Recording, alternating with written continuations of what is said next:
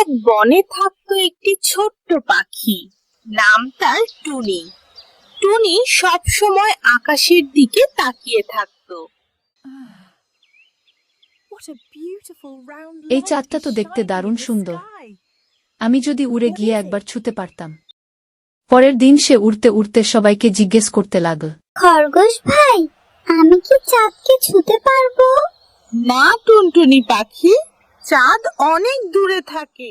হাতি ভাই, ওই গোল আলোটা কি?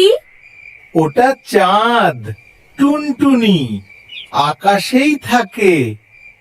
প্রতিরাতে সে উড়ে উড়ে চাঁদের কাছে যাওয়ার চেষ্টা করত। আমি হাল ছাড়বো না, আমি চাঁদকে ছুবই। একদিন ক্লান্ত হয়ে গাছের ডালে বসে পড়ল। আমি যতই উড়ি, চাঁদ তত দূরে চলে যায়, আমি পারছি না। ঠিক তখনই চাঁদ নরম আলো দিয়ে তাকে ছুঁয়ে দিল।